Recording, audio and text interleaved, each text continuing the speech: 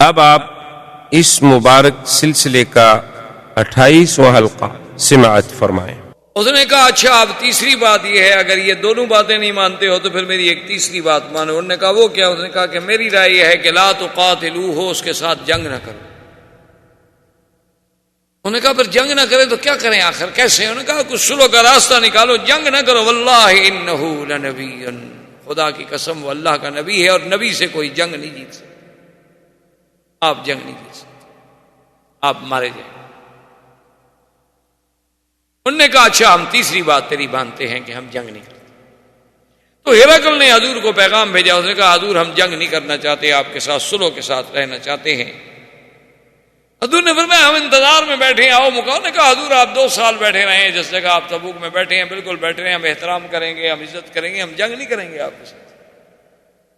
حضور نے اپنے صحابہ کو بلایا، آپ نے فرمایا پھر ہمارا مقصد جو تھا وہ یہ تھا کہ ہم اپنی دعوت نبوت جو ہے وہ عرب سے نکل کے باہر روم تک بھی پہنچائیں اور ان کو بھی دعوت مبارزت دیں، اور اگر وہ نہیں نکلتے مقابلے پر تو نہ نکلے، اب ہم ساری زندگی تو تبوک نہیں بیٹھے رہیں گے، ہمارا مقصد حل ہو گیا، چلو واپس مدینہ منورہ۔ اچھا اب دنیا میں تو بات اڑ گئی کہ بھئی مسلمانوں کو اللہ نے اتنی طاقت دی ہے کہ 30,000 کے لشکر پر 2 لاکھ بن الاسفر مقابلے پہ نہیں آتے۔ ہرقل ڈر گیا، ہرقل ڈر گیا۔ بس یہ بات ایسی ہوئی کہ سب قبائل دوڑ دوڑ کے اسلام میں آنے لگے۔ کہا جب اس کا مقابلہ بن الاسفر بھی نہیں کر سکتا، جس کا مقابلہ ہرقل روم نہیں کر سکتا، ہم کیسے مقابلہ کریں گے؟ اس کے بعد حضور نے لشکر چلایا۔ آپ نے فرمایا ایک جگہ ہے راستے میں، اس کا جگہ کا نام ہے وشل، تو وہاں ایک پتھر ہے، اس سے پانی ٹپکتا ہے، پانی یعنی ابھرتا رہتا ہے، نکلتا رہتا ہے۔ مجھ سے پہلے اگر کوئی پہنچ جائے تو اس پانی کو نہیں چھیڑنا جب تک کہ میں نہ پہنچوں۔ لیکن کچھ منافقین جو تھے وہاں پہنچ گئے، پانی نکل رہا تھا تو جلدی جلدی سے انہوں نے اپنے برتنوں میں تو پانی بھر لیا۔ جب حضور پہنچے تو اس میں قطرات ہی باقی رہ گئے۔ حضور نے فرمایا قاتلہم اللہ لعنہم اللہ، میرے بات کی مخالفت کی، میں نے کہا تھا کہ مجھ سے پہلے اگر کوئی پہنچ جائے تو اس سے۔ اب انہوں نے فرمایا اچھا تھوڑا سا پانی جمع کرو۔ اسی پانی کو جمع کیا گیا، حضور نے وضو فرمایا، وضو کر کے اسی پتھر پہ ڈال دیا۔ صحابہ کہتے ہیں فسمعنا صوتا، ہم نے ایسی آواز سنی کر رعد، جیسے بجلی کڑک مارتی ہے، اور اس کے بعد اس سے ایسا چشمہ نکلا کہ اتنی طاقت سے تو نہر بھی نہیں بہتی۔ حضور نے فرمایا کہ اگر وہ بدبخت مجھ سے پہلے آ کر اس کا پانی نہ نکالتے لجرا نہرا عظیما فی ارض العرب، پورے عرب کی سرزمین میں نہر جاری، لیکن ان بدبختوں نے پہلے پانی نکال دیا تو اب پورے عرب میں تو نہیں جائے گی لیکن اس جگہ کو آباد کرے گی۔ یہ وہی چشمہ ہے جس کی حضور صلی اللہ علیہ وسلم کی برکت سے جاری ہوا، جس کی وجہ سے آج مزار تبوک آپ دیکھتے ہیں نا، تبوک سے ہر چیز آ رہی ہے، سبزی آ رہی ہے، خیار آ رہا ہے، چیزیں آ رہی ہیں، باغات آ رہے ہیں، وہ پورا علاقہ جو آباد ہے اسی چشمے کی وجہ سے آباد ہے جس میں حضور صلی اللہ علیہ وسلم نے پانی ڈالا۔ آج بھی تبوک کا جو وادیاں ہیں، مزاریں ہیں، یہ وہی پانی ہے، وہی وشل ہے جس پر حضور صلی اللہ علیہ وسلم نے پانی۔ اس کے بعد حضور صلی اللہ علیہ وسلم مدینے کی طرف روانہ ہوئے۔ راستے میں ایک جگہ تھی عقبہ، یعنی ایک ٹیلہ تھا بہت اونچا۔ حضور نے حضرت حذیفہ کو اور عمار ابن یاسر کو لیا اور حکم دیا بھی اور کوئی آدمی ہمارے ساتھ نہ آئے، اور حضور اپنے گھوڑوں کے ساتھ اس ٹیلے پہ چڑھ گئے۔ کھڑے ہو کے آپ اپنے لشکر کو دیکھ رہے ہیں۔ منافقین کو موقع ملا تو ان کے 14 آدمی جو تھے مل کر انہوں نے کہا کہ ہم اس چوٹی پر دوسری طرف سے جا کے حضور کو دھکا دے کے گرا دیتے، اس سے اچھا موقع ہمیں کوئی نہیں ملے گا کہ اس وقت حضور اکیلے کھڑے۔ ادھر سے دشمن یہ منافقین جو ہیں 14 آدمی چڑھنے لگے، اور حضور صلی اللہ علیہ وسلم نے بھی دیکھ لیا اور حضرت حذیفہ نے بھی دیکھ لیا۔ حضرت حذیفہ فرماتے ہیں کہ میں ان کی طرف دوڑا، میرے ہاتھ میں ما عندی الا بیجر، میرے ہاتھ میں اتنی سی چھوٹی تھی، صرف اور کچھ بھی نہیں تھا۔ اس چھوٹی کے ساتھ میں نے کہا ظالموں کدھر اوپر آ رہے ہو؟ اچھا میں نے یہ نہیں سمجھا کہ حملے کے لیے آ رہے ہیں، میں نے یہ سمجھا کہ جب اللہ کے نبی نے منع کر دیا ہے کہ اس ٹیلے پر اور کوئی نہ چڑھے تو یہ حضور کے حکم کی خلاف ورزی کر کے کیوں چڑھے؟ بس اتنی سی بات۔ میرے دل میں یہ نہیں تھا، نہ مجھے معلوم تھا کہ یہ تو قاتلانہ حملے کے لیے آ رہے ہیں، لیکن ان پر ایسا روب پڑا کہ وہ پیچھے بھاگ گئے۔ جب میں واپس آیا حضور نے فرمایا جانتے ہو یہ کیوں آ رہے تھے؟ رسول اللہ نے کہا مجھے قتل کرنے کے لیے آ رہے تھے، لیکن اللہ نے ان کو ذلیل و رسوا کر دیا ہے۔ تم نے پہچانا وہ کون تھے؟ اس نے کہا حضور ان کے چہروں پر چونکہ کپڑا تھا میں پہچان تو نہیں سکا، لیکن ان گھوڑوں سے مجھے اندازہ ہے کہ بنو تمیم کے لوگ تھے، ان کے گھوڑے میں پہچانتا ہوں قبیلے کے، لیکن وہ بندے میں نہیں پہچان سکا۔ آپ نے فرمایا ہم فلان و فلان و فلان و فلان، حذیفہ وہ 14 آدمی، اس کا نام یہ تھا یہ تھا یہ تھا یہ تھا یہ تھا، یہ نام سارے رکھ لو۔ لیکن میں نے کہا کہ حضور کی، انہوں نے کہا حضور فرمایا نہیں کسی کو نہیں بتانا۔ میں نے کہا حضور اجازت دیں ان کو قتل کر دیں۔ میں نہیں، قتل نہ کرو، کیونکہ ان الناس یحدثون ان محمد یقتل اصحابہ، کہ اب اللہ کے نبی جو ہیں اپنے ساتھیوں کو، کلمے پڑھنے والوں کو بھی قتل کرنے لگے، ایسا نہیں۔ لیکن حضور نے فرمایا حذیفہ نام بتائی، اسی لیے حذیفہ بن الیمان کو کہا جاتا تھا صاحب سر رسول اللہ، حضور کا رازدان۔ حضور صلی اللہ علیہ وسلم نے وہ نام ان کو تو بتایا اور کسی کو نہیں بتایا۔ اسی لیے صحابہ بعد میں جب کوئی آدمی مرتا اور اس کا جنازہ آتا تو حضرت عمر سب صحابہ جو تھے کانا ینظران الی حذیفہ، حضرت حذیفہ کو دیکھتے کہ اس جنازے پر حذیفہ کھڑا ہے جنازہ پڑھنے کے لیے یا نہیں کھڑا۔ اگر حذیفہ کھڑے ہیں تو پڑھ لیتے، نہیں کھڑا تو مانا ایک منافق ہے، پھر وہ بھی صحابہ جنازہ نہیں پڑھتے تھے، کیونکہ ان کو پتہ تھا کہ حذیفہ بن الیمان کو تو پتہ ہے اور کسی کو پتہ نہیں۔ حضور صلی اللہ علیہ وسلم واپس آئے، اور اسی ضمن میں یعنی جب حضور تبوک میں جا رہے تھے تو منافقون نے ایک اور سازش کی، مدینہ منورہ میں ایک مسجد بنائی۔ ایک ابی عامر راہب تھا شام میں، اس نے کہا یہودی تھا، اس نے کہا کہ دیکھو تم مدینے میں جب تک ایک مقابلے کا مرکز نہیں بناؤ گے نا تم مقابلہ نہیں کر سکتے مسلمانوں کا، جب تک آدمی کا اڈا نہ ہو، مقابلے کا مرکز نہ ہو تو مقابلہ کیسے کرے؟ تم ایک مسجد بناؤ، اس کو نام مسجد کا دو، حضور کو لے آؤ، افتتاح حضور سے کراؤ، وہاں نمازیں شروع کرو، آہستہ آہستہ تمہاری جماعت بنے، اور پھر میں یہاں سے مسلمان ہو کر بظاہر اسلام کا لبادہ اوڑھ کے اندر تو میں یہودی رہوں گا، لیکن اوپر سے میں اسلام لے آؤں گا، اور وہاں آ کر ہم اپنا حلقہ بنا کے پھر مسلمانوں کی قوت کو کاٹیں گے اور توڑیں گے۔ جب تک ہمارا مرکز نہیں ہوگا پھر تو کام نہیں ہو سکتا۔ تو انہوں نے ایک مسجد بنائی، حضور کی خدمت میں بھی آئے کہ یا رسول اللہ ہمارے ساتھ چل کے اس مسجد میں نماز پڑھ لیں۔ آپ نے فرمایا انی مشغول فی غزوۃ تبوک، میں تو تبوک کے مسئلے میں بڑا مشغول ہوں، تبوک کے بعد آنے پر دیکھا جائے گا۔ تو نے کہا اچھا ٹھیک ہے حضور، جب آپ تبوک سے آ جائیں نا مہربانی کریں، بس ایک دفعہ آپ قدم دے دیں، بس ایک دفعہ آپ نماز پڑھا دیں تاکہ ہماری جو ہے نا وہ مسجد میں برکت ہو جائے۔ اللہ نے حضور کو اطلاع کر دی والذين اتخذوا مسجدا ضرارا وكفرا وتفريقا بين المؤمنين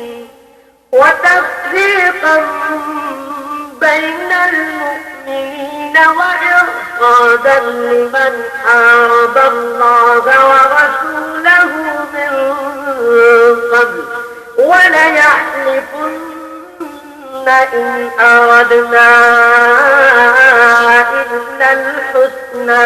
اللہ نے فرمایا میرا مدنی ان کافروں نے جو مسجد بنائی ہے ان کا مقصد مسجد نہیں ہے، ان کا مقصد مسلمانوں میں تفریق ڈالنا ہے، اور یہ انتظار کر رہے ہیں اللہ کے اس دشمن، اللہ کے رسول کے دشمن کا کہ وہ آئے، اور قسمیں کھاتے ہیں کہ ہمارا مقصد نیک ہے۔ واللہ یشہد انہم لکاذبون لا تقم فيه أبدا لمسجد أسس على التقوى من أول يوم أحق أن تقوم فيه رجال يحبون أن يتطهروا والله يحب المطهرين۔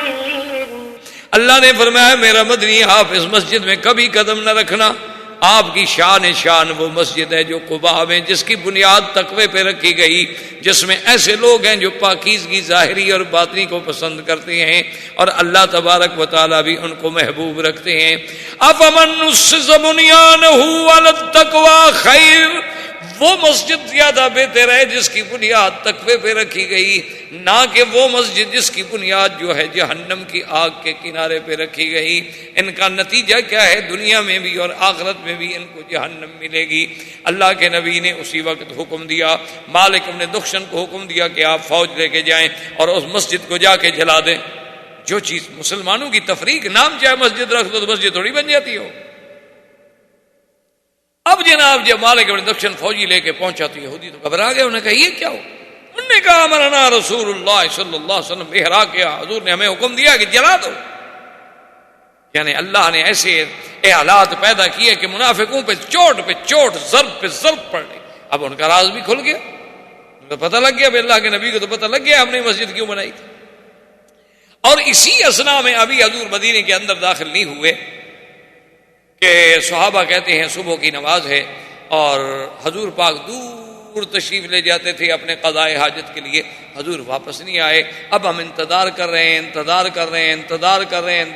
خطرہ ہو گیا کہ اگر ہم مزید انتظار کرتے ہیں تو کہیں ایسا نہ ہو کہ سورج نکل آئے اور نماز کا وقت چلا جائے. اب صحابہ گھبرا گئے، ابھی کیا کریں؟ انتظار کریں وقت جاتا ہے، نہ انتظار کریں تو کیا کریں؟ نماز جاتی ہے، کریں کیا؟ آخر صحابہ نے کہا کہ بھئی نماز تو اللہ کا فرض ہے نا، وہ تو کسی کے لیے مؤخر نہیں کیا جا سکتا. تو عبد الرحمن ابن عوف کو حکم دیا گیا جی آپ امام بنے اور ہمیں نماز پڑھائیں. عبد الرحمن ابن عوف نے کھڑے ہو کے نماز شروع کی. ابھی حضور پاک نے ایک رکعت پڑھی تھی کہ عبد الرحمن ابن عوف نے ایک رکعت پڑھائی تھی کہ حضور تشریف لے آئے. جب سلام پھیرا تو اب حضور کھڑے ہو گئے اپنی رکعت پوری کرے اور صحابہ کانپ رہے ہیں کہ ہم نے کیا کیا، غلطی کی. حضور تھوڑی دیر میں تو آ گئے تھے. جب فارغ ہوئے حضور نے فرمایا تم سب نے بہت اچھا کیا ہے، نماز فرض ہے، اس کے اوقات مقرر ہیں، کسی کے لیے نماز آگے پیچھے نہیں کی جا سکتی. تم نے بہت اچھا کیا، اچھی بات. اگر میں نے عبد الرحمن ابن عوف کے پیچھے ایک رکعت پڑھ لی تو کیا ہو گیا، جماعت ہو گئی. لیکن تم لوگوں نے بہت اچھا کیا ہے. یعنی نماز کا مقام اتنا بلند ہے کہ اللہ کے نبی کی انتظار میں بھی تاخیر نہیں کی جا سکتی. حضور صلی اللہ علیہ وسلم اس کے بعد آگے چلے. ایک صحابی تھے ابا رحمہ، وہ کہتی ہیں خدا کی شان ہے کہ میرا اونٹ جو تھا نا وہ حضور کے قریب جو گزرا تو مجھے اونگ آ رہی تھی، تھکا ہوا تھا سفر کا. مجھے خیال نہیں آیا وہ اتنا قریب سے گزرا کہ حضور کے پاؤں کو اتنا رگڑ آئی کہ پاؤں زخمی ہو گیا. حضور بالکل مس کیا نا اس نے ساتھ، تو ایسا رگڑ آئی کہ حضور صلی اللہ علیہ وسلم کا پاؤں زخمی ہو گیا. حضور نے غصے میں مجھے بیت مارا، پھر میری آنکھ کھلی. کہا کیا کر رہے ہو؟ انہوں نے کہا حضور میں نے آمدن تو نہیں کیا. خیر کہتے ہیں ٹھیک ہے، میں نے پھر اونٹ ہٹا لیا. کہتے ہیں پھر مجھے اونگ آ گئی، خدا کی قدرت ہے میرے اونٹ نے پھر جا کے اسی جگہ رگڑا لگایا. حضور صلی اللہ علیہ وسلم نے پھر مجھے ٹوک مارا، کیا کر رہے ہو ابا رحمہ؟ اب مجھے تو نیند ہے نا جی. کہتا ہے پھر میں خیر اونٹ کو لے کے بالکل پیچھے چلا گیا اور پھر میں چھپ گیا کہ حضور کے سامنے نہ آؤں. اب اگر حضور نے مجھے پکڑا مجھے سزا دیں گے. تو کافی دیر کے بعد حضور نے مجھے بلایا. اب میں کانپتے ہوئے حضور کے سامنے پیش ہوا. میں نے کہا اب آ گیا، میں نے 2 دفعہ زیادتی کی ہے. حضور نے فرمایا ابا رحمہ وہ جو تم نے کیا نا وہ تمہارے بس میں نہیں تھا، تمہیں نیند تھی. لیکن میں نے تمہیں جو بیعت مارا تھا مجھے تو نیند نہیں تھی، لہذا یہ بیعت لے لو اور بدلہ لے لو. میں قیامت میں بدلہ نہیں دینا چاہتا. یہ تھے اللہ کے رسول. فرمایا میں نے تمہیں بیعت مارا تھا لیکن یہ لو بیعت، اور یہی بیعت میں نے مارا، یہی تو مجھے مار لو. کہا رسول اللہ میں آپ کو کیسے بیعت مار لوں؟ کہا تمہیں میں جو حکم دے رہا ہوں. انہوں نے کہا قد عفوت یا رسول اللہ، حضور میں نے معاف کر دیا، بس بات ختم ہوگی. میں کیسے اللہ کے نبی کو بیعت مار سکتا؟ اس کے بعد حضور صلی اللہ علیہ وسلم مدینہ منورہ میں تشریف لے آئے. تو اب مدینہ منورہ میں آنے کے بعد صرف متخلفین جو تھے نا جی، وہ لوگ کچھ تو بالکل حق بجانب تھے لیکن معذور تھے، اور کچھ لوگ ایسے تھے جن کے پاس عذر بھی نہیں تھا لیکن ان کا ایمان یا نیت میں بھی کوئی شک نہیں تھا. وہ متخلفین تھے. وہ حضور صلی اللہ علیہ وسلم کی خدمت میں آئے. زندگی باقی تو بات باقی. وما علینا الا البلاغ. برادران اسلام، واجب الاحترام بزرگوں، دوستوں اور بھائیوں، عزیز نوجوانوں، الحمدللہ سلسلہ دروس سیرت نبویہ علی صاحبہ الف الف تحیہ کے ضمن میں ہم نے غزوہ تبوک کے بارے میں پڑھا اور اس کے بعد اللہ تبارک و تعالی نے مسلمانوں کو عزت و کامرانی سے لوٹایا. حضور صلی اللہ علیہ وسلم غزوہ تبوک سے واپس تشریف لائے. اس سفر کے دوران میں کچھ واقعات پیش آئے. ایک تو حضور صلی اللہ علیہ وسلم ایک عقبہ پر یعنی ایک پہاڑی کی چوٹی پر تشریف لے گئے اور آپ کے پاس صرف حضرت حذیفہ اور حضرت عمار تھے، اور حضور نے حکم دیا کہ اور کوئی نہ آئے۔ یہ بھی دراصل سیرت نبی صلی اللہ علیہ وسلم کا ایک یعنی پہلو ہے کہ حضور صلی اللہ علیہ وسلم اپنے لشکر کی نگرانی فرماتے تھے کہ لشکر کیسے جا رہا ہے، ترتیب کیسی ہے، تنظیم کیسے ہے۔ تو اونچی جگہ پہ کھڑے ہو گئے اور سارا لشکر آنکھوں کے سامنے سے گزر گیا۔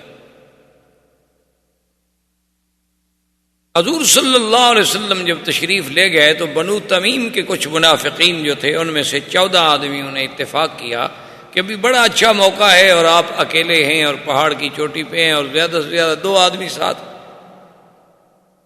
تو ایسے موقع پر ہم کیوں نہ ایسے طریقے سے اوپر پہنچیں اور حضور صلی اللہ علیہ وسلم کو گرا دیں یا حملہ کر دیں۔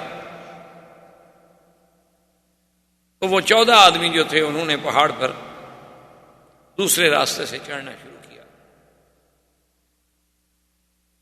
حضور صلی اللہ علیہ وسلم کے صحابہ حضرت حذیفہ اور حضرت عمار ساتھ کھڑے۔ حضور نے فرمایا کہ حذیفہ ذرا پہاڑ کی طرف نظر ڈالو، تو جب انہیں نظر ڈالی تو چڑھتے ہوئے نظر آ گئے۔ اب وہ گھبرا گئے، کبھی ہم نے تو حملہ کرنا تھا نا خفیہ، لیکن ہماری بات تو ظاہر ہو گئی، ہمیں صحابی نے دیکھ لیا۔ تو حضرت حذیفہ نے انہیں جب للکارا، نے کہا کہ نہیں ہم تو ویسے چڑھ رہے تھے، بھی حضور اکیلے کھڑے ہیں اور ایسی بات ہے۔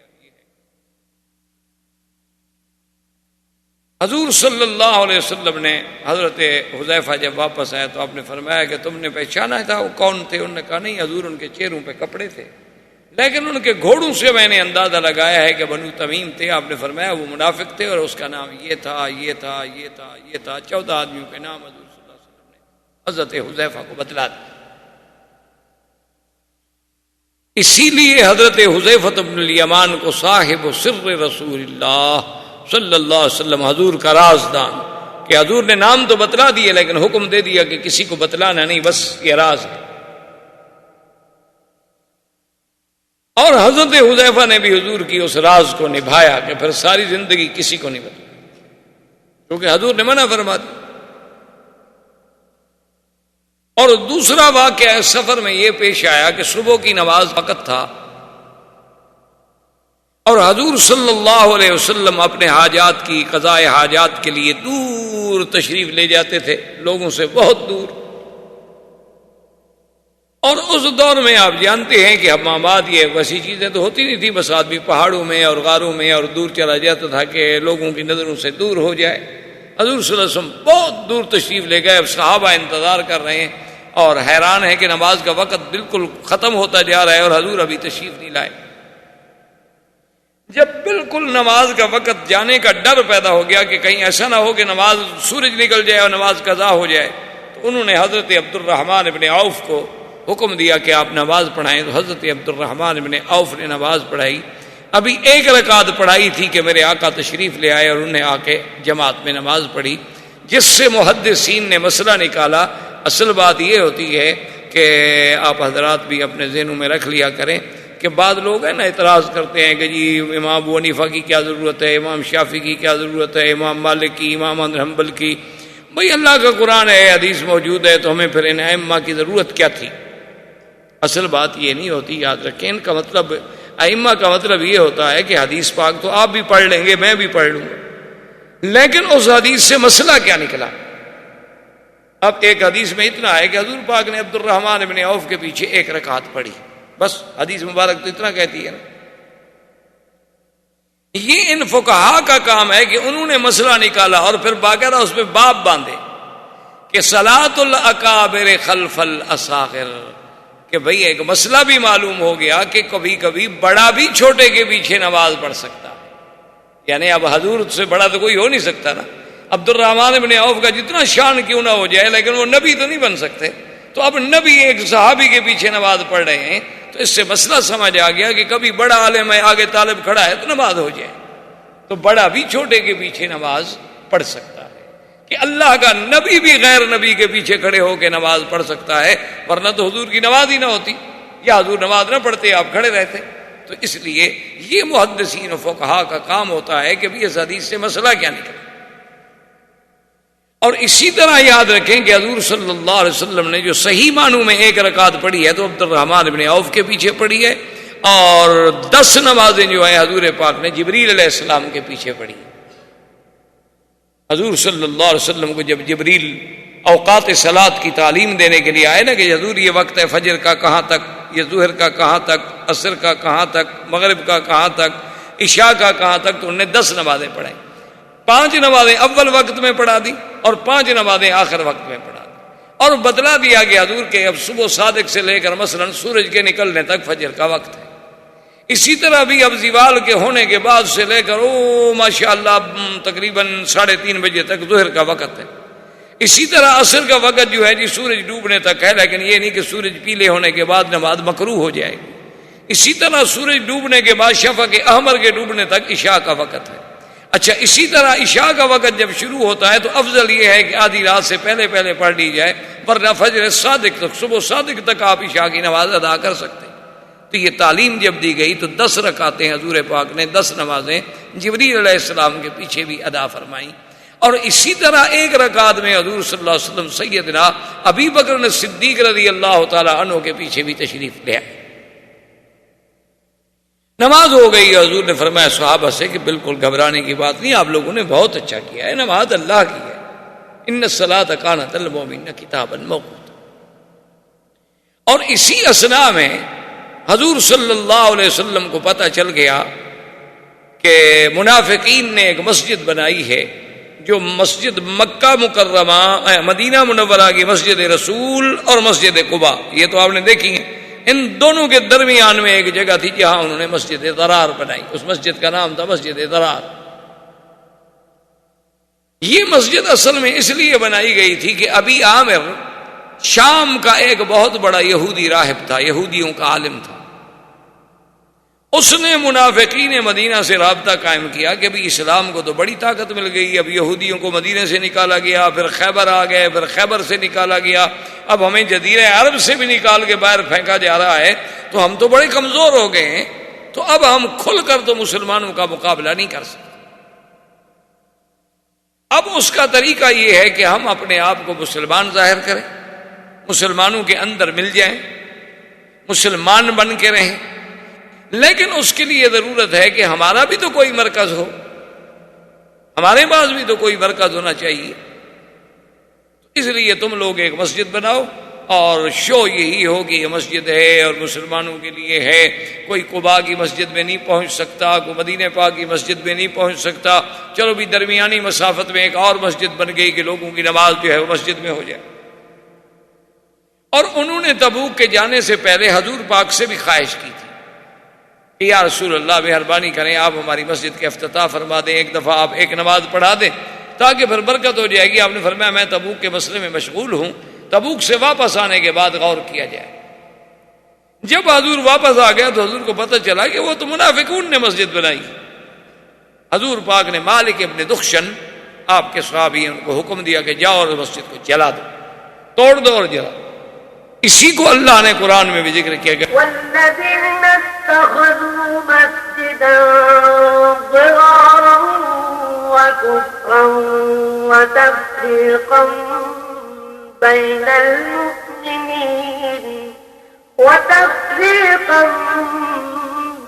المؤمنين وإرصادا لمن حارب الله ورسوله من قبل وليحلفن إن أردنا إلا الحسنى والله يشهد إنهم لكاذبون. لا تقم فيه ابدا. اللہ نے حکم دیا کہ میرا مدنی نے جو مسجد بنائی ہے یہ کفر ہے، نفاق ہے، مومنوں کو لڑانے کا ایک اڈا ہے، یہ بالکل اللہ کے رسول کی دشمنی ہے. یہ بڑی قسمیں کھائیں گے کہ ہمارا مقصد نیک ہے، لیکن اللہ گواہی دیتا ہے یہ جھوٹے ہیں. لا تقم فیہ ابدا. اس مسجد میں آپ کبھی بھی قدم نہ رکھیں.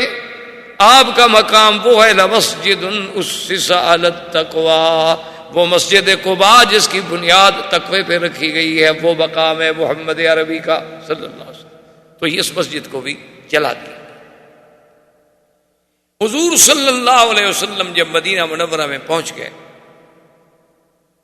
تو اب کچھ لوگ جو تھے بالکل جنہوں نے نفاق کیا تھا منافق تھے اور تبوک میں نہیں گئے، لیکن کچھ صحابہ ایسے تھے کہ تھے مخلص پکے مومن سچے اندر باہر سے، لیکن غلطی ہو گئی بیچارے وہ تبوک نہیں جا سکے۔ ان میں 3 صحابہ کا واقعہ بڑا مشہور ہے جو سیاہ ستہ کی حدیثوں میں بھی موجود ہے، کعب ابن مالک، ہلال ابن امیہ اور مرارۃ ابن الربیع۔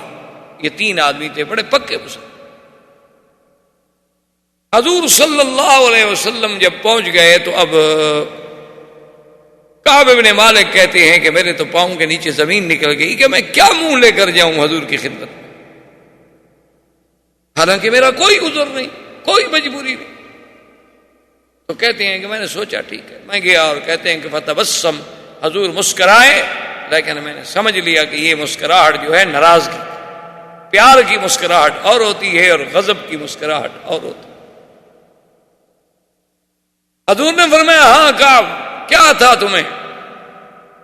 میں نے کہا یا رسول اللہ واللہ ما بی عذر، حضور خدا کی قسم میرا کوئی عذر نہیں تھا، میرے پاس مال تھا، دولت تھی، سواری تھی، پیسہ تھا، سب کچھ تھا، حضور کوئی عذر نہیں، بس میں یہی شیطان کے وساوس کے دھوکے میں آ گیا کہ آج جاتا ہوں اور صبح جاتا ہوں اور رات نکلوں گا اور کل نکلوں گا اور میرے پاس اتنے تیز گھوڑے ہیں تو میں فوراً جا کے قافلے کو پکڑ لوں گا، بس کرتے کرتے میں رہ گیا اور قافلہ چلا گیا، میرا عذر کوئی نہیں۔ حضور صلی اللہ علیہ وسلم نے فرمایا صدق کعب، کہ کعب نے سچ کہا، جھوٹ نہیں بنایا، بہانہ نہیں بنایا۔ حضرت کعب کہتے ہیں جب میں واپس آیا تو مجھے ساتھیوں نے کہا کہ عجیب آدمی ہو یار، سب لوگ آئے قسمیں کھا کے حضور سے معافی لے گئے، تم بھی کوئی قسم شسم کھا لیتے، حضور معافی مانگ لیتے تو اللہ تو معافی دے دیتے نا، یہ تم نے کیا کیا؟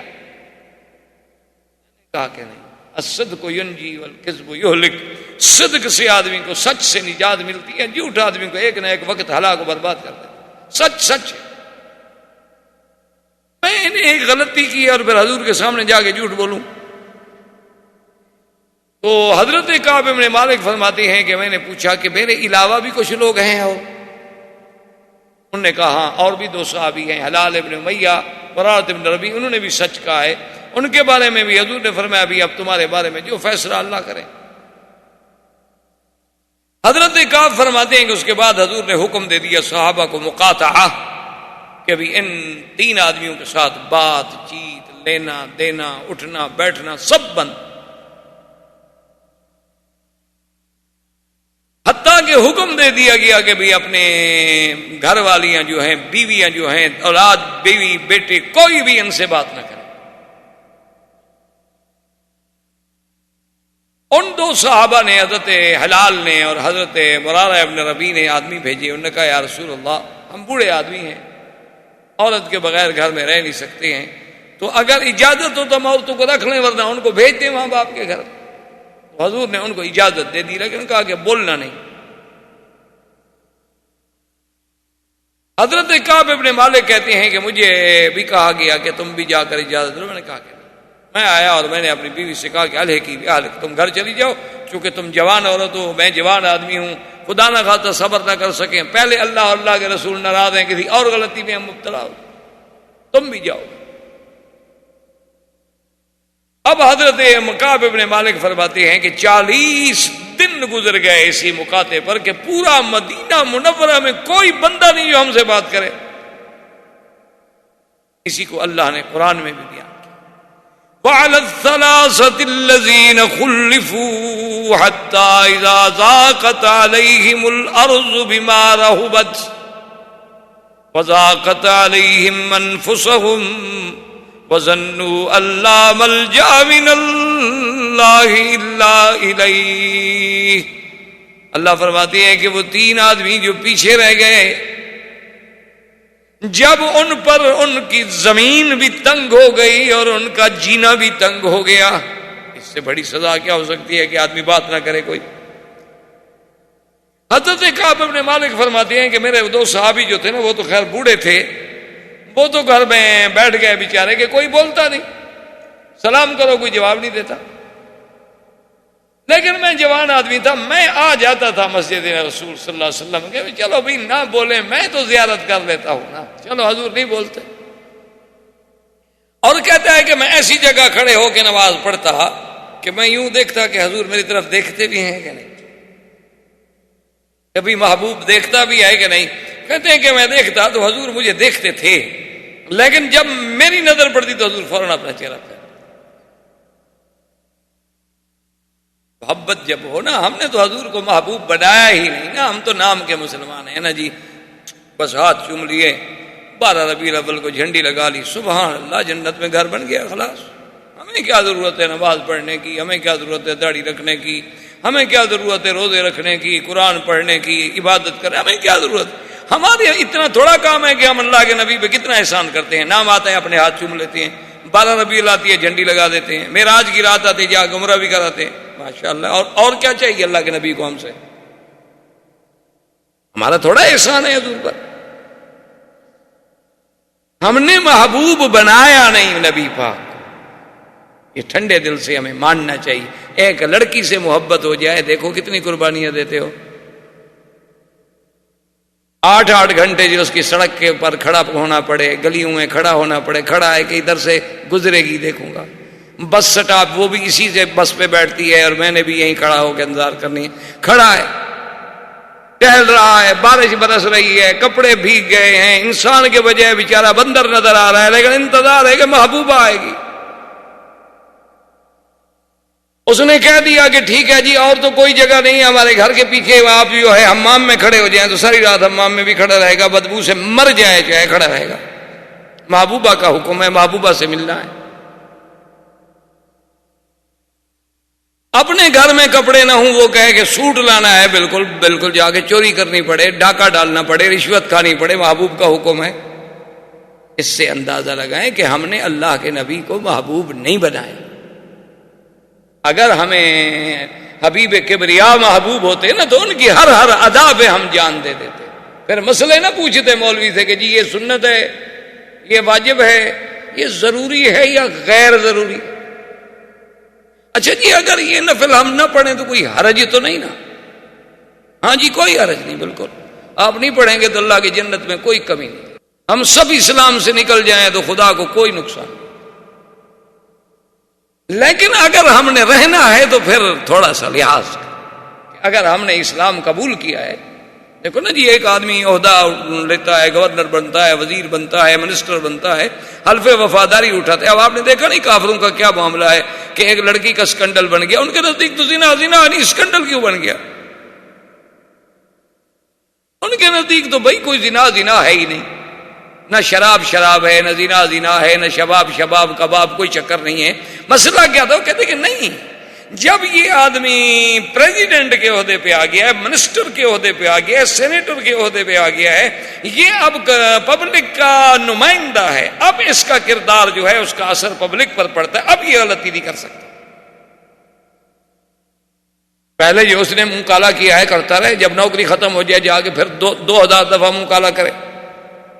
لیکن جب اس نے حلف اٹھایا اور قوم کا اتنا بڑا نمائندہ ہے اور جھوٹ بول رہا ہے، آپ نے بھی کبھی سوچا ہے کہ مسلمان ہو کر جھوٹ بول رہا ہے؟ ہم نے بھی تو آخر کوئی حلف اٹھایا نا کہ اشہد اللہ الہ الا اللہ واشہد ان محمد الرسول اللہ، اور دن میں 5 دفعہ اس کو دہراتے ہیں. ایک ٹھنڈے دل سے غور کریں. آپ مولویوں کی باتوں میں نہ بگڑا کریں، لیکن یہ غور کریں کہ کیا اگر واقعی ہمیں حضور سے عشق ہے، حضور سے ہمیں محبت ہے، حضور ہمارے محبوب ہیں. ہم نے تو اپنے اساتذہ کو دیکھا ہے کہ پیر علی پہ جب جاتے تھے نا تو کہتے بھائی گاڑی روک دو، گاڑی روک دو. ہاں بھائی کیا؟ انہوں نے کہا بھائی اب آگے تو میں جرت نہیں کر سکتا کہ سواری پہ سوار ہو کے مدنی پاک کے شہر میں جاؤں، یہاں سے پیدل جاؤں. وہ اللہ کے بندے کو شریعت میں منع ہے. انہوں نے کہا کوئی منع نہیں شریعت میں، لیکن بات کو ادب کی. اسی لیے جب عبدالحمید مراد جس نے حرم نبوی بنایا ہے نا، مسجد رسول پاک صلی اللہ علیہ وسلم، وہ جب آئے تو بتائے دنیا کا ایک بادشاہ تھا. اس نے کہا کہ جب میں اسٹیشن مدینے پہ اتروں، آپ نے دیکھا ہوگا کہ ابھی تک وہ اسٹیشن موجود ہے، آپ جب مکہ آتے ہیں نا تو راستے میں آپ نے دیکھا ہوگا کہ اسٹیشن کا ابھی تک وہ آثار موجود ہیں اور کچھ ڈبے گاڑی واڑی کے ٹوٹے پھوٹے بھی پڑے ہوئے ہیں. تو یہاں آگے اترا وہ تو اس نے کہا کہ یہاں سے میرے ہاتھ پاؤں جو ہے نا جیسے مجرم کو باندھتے ہیں رسی میں باندھ لو اور گھسیٹتے ہوئے لے جاؤ محمد مدنی کے روضے تک کہ میں مجرم ہوں اللہ کے دین کا. ایسے لے جاؤ, یہ نہیں کہ بادشاہ بنا کے لے جاؤ, مجھے مجرم کی حیثیت میں گھسیٹتے ہوئے لے جاؤ وہاں تک کہ ہم تو مجرم ہیں, ہم نے کیا حق ادا کیا ہے حضور پاک کا. حالانکہ دنیا کا بادشاہ تھا لیکن سوچ دیکھو کتنی تھی, اور اسی طرح آیا رسی بندھوا کے آیا. ہم نے میرا بھائی کبھی سوچا نہیں, ویسے آپ کی مرضی ہے. ہمیں جیسے عطا اللہ شاہ بخاری رحمۃ اللہ علیہ فرمایا کرتے تھے کہ مولوی مکی ہمیں کہنے کی عادت پڑ گئی ہے, انہیں سننے کی عادت پڑ گئی ہے. ہم کہتے کہتے مر جائیں گے, سنتے سنتے چلے جائیں گے, بات جہاں تھی وہیں رہے گی. مسئلہ تو ہو گیا ہے وہ. بہرحال اب دیکھیں یہ ہے مقام عشق کہ دیکھ رہا ہے کہ حضور دیکھتے ہیں, وہ قہر سے دیکھتے ہیں, دیکھتے تو ہیں. کسی شاعر نے کیا عجیب بات کی, کہتے وہ قہر سے دیکھتے ہیں, ناراض ہو کے دیکھیں, دیکھتے تو ہیں. میں شاد ہوں کہ ہوں تو کسی کی نگاہ میں, کسی کی نگاہ میں تو ہوں, چلو غضب سے صحیح. کہتے ہیں جناب اسی حالت میں 40 دن گزر گئے, مقاطعہ جاری ہے. ملک غسان بنو غساسنہ کے بادشاہ نے خط بھیجا اور اپنا قاصد بھیجا کعب ابن مالک کو, چونکہ کعب ابن مالک تو بڑا ادیب خطیب لبیب آدمی تھا. اس نے خط بھیجا کہ کعب مجھے پتہ چلا ہے کہ تیرا نبی تیرا سردار تجھ سے ناراض ہے اور تیری بڑی بے عزتی ہو گئی ہے کہ 40 دن سے پورا مدینہ بائیکاٹ ہے تم پہ, لہذا میں تمہیں حکم دیتا ہوں کہ اس کے مذہب کو, اس کے شہر کو, اس کے دین کو چھوڑ کر فوراً میرے پاس پہنچو. یہاں میں تمہیں اپنا سب سے بڑی وزارت کا عہدہ دینے کے لیے تیار ہوں. تمہارے جیسے آدمی کو اللہ کے نبی نے ضائع کر دیا ہے, تم کو ضائع کرنے والے آدمی. حضرت کعب فرماتے ہیں کہ میں نے کہا کہ اللہ یہ میرا ایک اور امتحان. اب بات سنیں کعب کی, ذرا دل پہ پتھر رکھ کے اس کا وزن کریں تھوڑا. حضرت کعب کہتے ہیں کہ مجھے یہ نہیں کہ بادشاہ نے مجھے لالچ دی ہے, وزارت دی ہے, میرے پاؤں ڈگمگا جائیں گے. کہتے نہیں, میں اس بات پہ رونے لگ گیا کہ یا اللہ میرا ایمان اتنا کمزور ہو گیا ہے کہ کافروں کو مجھ سے امید ہو گئی ہے. اگر میرا ایمان کبھی ہوتا تو کافر مجھے پیغام ہی کیوں بھیجتا, جرت ہی کیوں کرتا پیغام بھیجنے کی. اس نے جو مجھے پیغام بھیجا ہے تو اس کا مطلب یہ ہے کہ میرا ایمان اتنا کمزور ہے کہ کافروں کو میرے بارے میں امیدیں پیدا ہو گئی ہیں کہ شاید ڈھیلا ہو جائے. تو میں نے اس کا خط کو لیا اور ٹکڑے ٹکڑے کر کے سامنے آگ کا تنور جل رہا تھا اس میں ڈالا, اور میں نے کہا ارجع الی ملکک, جاؤ اپنے بادشاہ سے کہہ دینا کہ کعب ابن مالک کا یہی جواب ہے, محمد مدنی کے شہر میں میں ایڑیاں رگڑتے ہوئے مر جاؤں گا لیکن تمہارے پاس نہیں آؤں گا. حضرت کعب فرماتے ہیں کہ میں اپنے گھر کی چھت پہ بیٹھا تھا, نماز پڑھ رہا تھا, اور اللہ نے ہماری توبہ قبول کی. اب 2 صحابی وہاں سے چلے, ایک گھوڑے پہ دوڑا اور ایک پیدل دوڑا کہ بھی ہم جا کے مبارک دیں کعب کو, بھی مبارک ہو بھائی, مبارک ہو, تمہاری وہ توبہ قبول ہو گئی ہے. لیکن وہ کہتا ہے کہ جب اس نوجوان نے دیکھا نا کہ وہ تو گھوڑے پہ جا رہا ہے, لازمی بات ہے وہ پہلے پہنچ جائے گا, تو اس نے دور سے پکارا یا کعب ابشر, یا کعب ابشر, مبارک. اس کی آواز مجھے پہلے پہنچ گئی, گھوڑا بعد میں پہنچا. تو جب وہ آیا تو میں نے کہا بھی اس کی آواز پہلے پہنچی تھی, میں نے اپنے سارے کپڑے نکال کے اس کو مبارکباد کے عوض میں دے دیے, اور اس کے بعد میں دوڑا حضور صلی اللہ علیہ وسلم کی خدمت میں. اور سب سے پہلے کہتے ہیں کہ طلحہ بن عبید اللہ صحابی تھے, وہ کھڑے ہوئے اور انہیں مجھے مبارک دی. کہتا ہے خدا کی قسم میں طلحہ کا یہ احسان نہیں بھول سکتا کہ وہ سب سے پہلا شخص تھا جو مجھے مبارک دے رہا. اور میں نے دیکھا اب حضور میری طرف دیکھ کے مسکرائے, اب ان کی مسکراہٹ میں ناراضگی کے بجائے محبت تھی, اور فرمایا ابشر یا کعب ان اللہ تبارک و تعالی قبل توبتکم, تمہاری توبہ اللہ نے منظور فرما لی ہے, تمہیں معافی.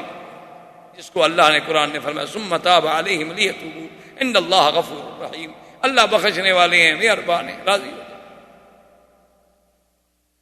یہ عظیم واقعے کے بعد یہ وہی سن ہے, یعنی اب سن 8 ہجری جو ہے تقریباً ختم ہونے والا ہے, جس میں بی بی ام کلثوم بنت رسول اللہ صلی اللہ علیہ وسلم کی وفات ہو. اور انہی دنوں میں ایک عجیب واقعہ پیش آیا. حضور نے سارے صحابہ کو جمع کیا, سب لوگ آ گئے, حضور نے خطبہ پڑھا. صحابہ کہتے ہیں عجیب خطبہ تھا, اور اس میں منافق بھی آ گئے, چونکہ منافق تو آ جاتے تھے نا مسجد میں. حضور نے خطبہ پڑھنے کے بعد اعلان فرمایا, آپ نے فرمایا کہ کم یا فلان, کم یا فلان, کم یا فلان, فلان اٹھو نکل جاؤ مسجد سے, تم منافق ہو. فسماہ ستا وثلاثین شخصا من المنافقین, حضور نے 36 منافقوں کے نام بتلا کے ان کو مسجد سے نکال دیا. اس سے بڑی بات ان کے لیے کیا تھی کہ اللہ کے نبی کی زبان سے فضیحت ہو گئی کہ تم منافق ہو, منافق ہو, نکل جاؤ. اور ان کا راز جو تھا وہ بھی ختم, بھانڈا پھوٹ گیا, ذلت ہو گئی. اسی ذلت کو دیکھ کے عبداللہ ابن ابی ابن سلول جو منافقوں کا سردار تھا نا جی, اس کو ایسی بیماری گری کہ وہ بستر پہ گر گیا, اور اسی غم میں وہ گھل گھل کے مر گیا. لیکن عبداللہ ابن ابی ابن سلول نے, حالانکہ وہ رئیس المنافقین ہے, سب منافقوں کا سردار جو تھا یہ عبداللہ ابن ابی سلول تھا. شدید جب مرنے کا وقت آیا نا, اس وقت اپنے بیٹے سے کہا کہ اللہ کے نبی کے پاس جائیں کہ وہ میرے پاس تشریف لے آئے. اب سیرت کا اندازہ کریں, حضور کی رحمت کا اندازہ کریں, حضور کے کرم کا اندازہ فرمائیں. حضور آ گئے, تشریف لے. اتنا بڑا دشمن ہے, سارے منافقوں کا سردار ہے, بیمار ہے, مر رہا ہے, بلاتا ہے. حضور پھر گھر آ گئے. اور جب حضور آئے تو اس وقت مرنے کے بالکل قریب تھا. اس وقت بھی کہہ رہا تھا این حلفائی الیہود و این حلفائی بنو قریظہ, ہائے یہودی کدھر گئے, ہائے وہ یہودی کدھر گئے, یرفعونی, میری شان اونچی کرتے, میرا نام اونچا کرتے, مجھے بھی چھوڑ کے چلے گئے. یعنی اس موت کے وقت بھی بدبخت یہودیوں کو یاد کر رہا ہے. اور حضور سے کہنے لگا کہ ایک تمنا ہے میری, اگر آپ مان لیں کہ آپ جو ہے اپنا قمیص مبارک مجھے دیں, اسی میں مجھے کفن دیا جائے اور جنازہ بھی آپ میرا پڑھیں. حضور نے فرمایا تم ہو تو منافق, آخر وقت تک یہود کر رہے ہو, لیکن بہرحال تم نے سوال کیا ہے تو میں نہیں دے دوں گا. اور حضور پاک تشریف لے آئے اور اس کے بیٹے سے کہا, عبداللہ ابن ابی ابن سلول, یہ بیٹا جو ہے پکا مومن, عاشق رسول اللہ. اور فرمایا کہ جب تمہارے باپ مر جائے تو میرا قمیص لے جانا, اسی میں اس کو دفن دے دیں, اسی میں کفن دے دیں. وہ آیا, حضور نے قمیص دے دیا. اصل وجہ یہ تھا جس کو بہت سارے علماء نے تو ذکر نہیں کیا, لیکن بعض محققین جو ہیں انہوں نے ذکر کیا کہ قمیص دینے کی دراصل وجہ اور تھی. جنگ بدر میں جب حضرت عباس حضور کے چچا قید ہوئے تھے تو جنگ میں کپڑے پھٹ گئے, تو حضور پاک نے کہا بھی کسی کے پاس کوئی کپڑا ہو, کوئی قمیص ہو تو میرے چاچا کو دے دو. چلو کپڑا تو پہن لینا, قیدی تو ہے, بہرحال چچا تو ہے نا جی, چاہے قیدی ہے کافر ہے. تو کسی کا قمیص حضرت عباس کو آ نہیں رہا تھا. تو عبداللہ ابن ابی ابن یہ جو تھا ابی ابن سلول رئیس المنافقین, اس نے اپنا کرتا دیا تو وہ ان کو پورا آ گیا.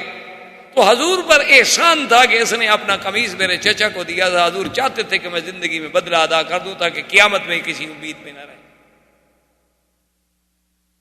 اور اللہ کا نبی کسی کا احسان نہیں رکھتے. اور یہ بھی سیرت کا پہلو ہے کہ اگر آپ کو کسی نے ہدیہ دیا ہے تو آپ جواب دیں اس کو. تہابو, تاکہ کوئی ہدیہ دے, کوئی چھوٹا دے, کوئی تھوڑا دے, کوئی بہت دے, بات یہ نہیں ہوتی. ہدیہ تو ہدیہ ہوتا ہے, یہ ضروری نہیں ہوتا کہ وہ قیمتی بھی ہو, تاکہ اس سے ایک تعلق جو ہے بڑھتا ہے.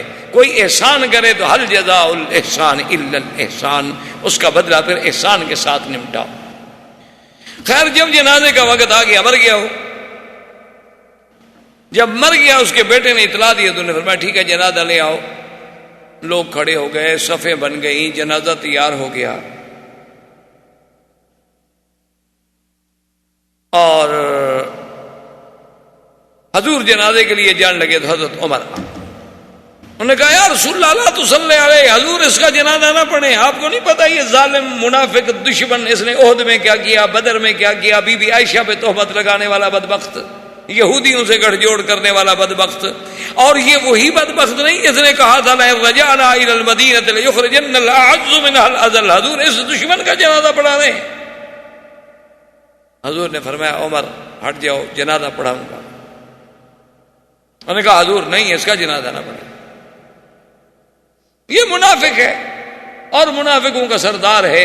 حضور نے فرمایا اللہ نے مجھے اختیار دیا ہے, استغفر لہم او لا تستغفر, ان کے لیے بخشش مانگو یا نہ مانگو. تو اس لیے میں مانگتا ہوں. حضرت عمر نے کہا کہ نہیں. حضرت عمر کہتے ہیں پتہ نہیں اس دن میرے اندر کہاں سے ایسی جرت آ گئی کہ میں ساری زندگی پریشان رہا, میں نے حضور کو کپڑے سے پکڑ لیا اور مسلح سے کھینچنا شروع کر دیا, حضور اس ظالم کا جنازہ نہ پڑھائے. اور حضور حیران کھڑے کہ عمر مجھے کھینچ رہا. حضرت عمر نے کہا حضور اللہ نے آگے فرما دیا کہ استغفر لهم أو لا تستغفر لهم إن تستغفر لهم 70 مرة فلن يغفر الله لهم ذلك بأنهم كفروا بالله ورسوله والله لا يهدي القوم الفاسقين. کہ اگر اللہ کے نبی ان کے لیے آپ 70 دفعہ بھی بخشش مانگیں, ان کو اللہ ہرگز نہیں بخشیں گے. اللہ کسی دین سے نکلنے والے کو ہدایت نہیں دیتے. نے کہا حضور اللہ نے کہہ دیا کہ 70 دفعہ بھی مانگو تو میں بخشش نہیں کروں گا. حضور نے فرمایا عمر اللہ نے کہا ہے نا کہ 70 دفعہ مانگو نہیں کروں گا, میں 70 سے زیادہ کروں گا. رحمت ہے, سراپا رحمت. انہوں نے کہا تو فرمایا اللہ نے کہ 70 دفعہ مانگو یا نہ مانگو تو ہم 70 سے زیادہ مانگ لیں گے, شاید اللہ راضی ہو جائے. حضور نے کہا میں کیا کروں. اب دیکھیں اس کا نام ہے, وہ ایک مقام تھا. اب دوسرا مقام دیکھیں کہ جب حضور نے اللہ اکبر کہا تو وہی حضرت عمر پیچھے کھڑے ہو گئے اللہ اکبر. اس بات کو سمجھیں, اپنے ذہن و عقل میں رکھیں. ایک ہے مشورہ دینا, ایک ہے اطاعت رسول, اللہ کے رسول کی فرما برداری کرنا. مشورہ تو دے دیا کہ حضور دشمن ہے, پکڑ لیا حضور کو. حضرت عمر کہتے ہیں واللہ کہا اتعجب ولا جرأتی, میں اپنی اس جرأت میں ساری زندگی تعجب کرتا رہا کہ اللہ کے نبی کو ہاتھوں سے پکڑ لوں اور حضور بھی مجھے کچھ نہ کہیں, ورنہ حضور ڈانٹ دیتے.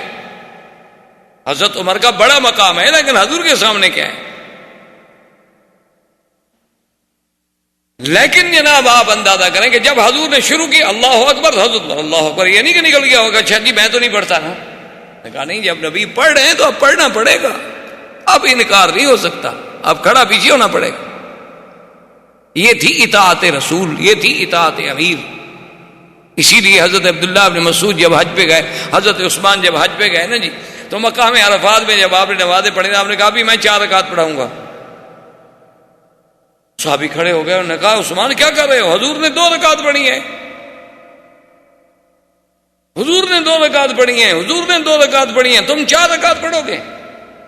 انہوں نے کہا کہ ہاں حضور مدینے سے آئے تھے, حضور تو مسافر تھے, اب میں نے تو شادی کر لی ہے مکے میں, مکہ میرا گھر ہو گیا ہے, میں تو مسافر نہیں ہوں, میں کیسے 2 پڑھوں, میں 4 پڑھوں گا. صحابہ کہتے ہیں نہیں 2 پڑھو, کہتے نہیں میں 4 پڑھوں گا. جب حضرت عمر کھڑے ہوئے 4 پڑھانے کے لیے, سارے صحابہ کھڑے ہوئے پڑھنے کہ اب امیر ہے, خلاص خلیفہ راشد ہے, اب جو حکم دے گا تعمیل ہوگی. مشورہ دینا, مسئلہ پیش کرنا, رائے میں اختلاف پیش کرنا, یہ تو کوئی جھگڑا نہیں, کوئی بری بات نہیں. یہ تو ہر آدمی کو حق ہے نا رائے دینے کا, ہر آدمی کو حق حاصل ہے رائے دینے کا. تو اسی طرح رائے آپ دے سکتے ہیں. لیکن جب کوئی امیر خلیفہ راشد علیکم سنتی و سنت الخلفاء الراشدین وہ فیصلہ کر دیں تو اب انکار نہیں ہو سکتا, اب تو ماننا پڑے گا. تو بہرحال حضور نے جب جنازہ پڑھا دیا تو اللہ تبارک و تعالی نے قرآن نازل کیا وَلَا تُصَلِّ عَلَىٰ أَحَدٍ مِّنْهُمْ مَاتَ أَبَدًا وَلَا تَقُمْ عَلَىٰ قَبْرِهِ إِنَّهُمْ كَفَرُوا بِاللَّهِ وَرَسُولِهِ وَمَاتُوا وَهُمْ فَاسِقُونَ. اللہ نے قرآن نازل کیا کہ میرا محبوب جو رائے جو فیصلہ عمر نے فرش پہ کیا میں نے عرش سے اسی کو منظور کر لیا ہے. ایسے بدبختوں کی کبھی نماز نہ پڑھایا کریں اور نہ ان کی قبر پہ کبھی کھڑے ہوں، نہ ان کے لیے کبھی بخشش مانگیں. یہ تو کافر ہیں، یہ تو فاسق ہیں. ان کی جنازہ ان کی نماز جنازہ پھر نہ پڑھائیں. حضور نے بلایا حضرت عمر کو کہ عمر اللہ نے تو تیری بات مان لی بھائی. اب دیکھیں کہ علماء نے یہاں کیا بیان لکھا ہے، محدثین و فقہا نے کیا بات لکھی. اب ہم تو حدیث اسی طرح پڑھ کے چلے جائیں گے نا کہ جی اللہ نے حضرت عمر کی تجویز قبول فرما لی، آئندہ کے لیے حضور کو روک دیا گیا کہ کسی منافق کا جنازہ نہ پڑھائیں، بات ختم ہو گئی. لیکن یہ ان کا کام ہے فقہا کا. انہوں نے کہا کہ اگر اللہ چاہتے تو یہ آیتیں جو ہیں 2 منٹ پہلے اتار دیتے تو حضور جنازہ نہ پڑھتے. جب جنازہ نہیں پڑھنے دینا تھا، جنازے سے روکنا تھا، 2 منٹ پہلے بھی جبریل آ جاتا. کوئی جبریل تھک جاتا، لیکن جبریل 2 منٹ پہلے نہیں آیا، جنازہ ہو گیا، جبریل بعد میں آیا. وجہ کیا تھی؟ تو انہوں نے کہا کہ اس میں راز تھا. اللہ یہ چاہتے تھے کہ اب محمد مدنی کہہ چکے ہیں کہ میں جنازہ پڑھاؤں گا، اور عمر کہتا ہے کہ نہ پڑھاؤ، اگر ہم نے پہلے روک دیا تو بات میرے نبی کی رہ جائے گی. ابھی تو نبی کی بات پوری ہونے دو نا، بعد میں فیصلہ سنا دیں گے. ابھی اللہ کے نبی کی بات کو پورا ہو جانا، ابھی تو جو حضور کے منہ سے نکل گیا ہے محبوب نے کہہ دیا ہے کرنے دو.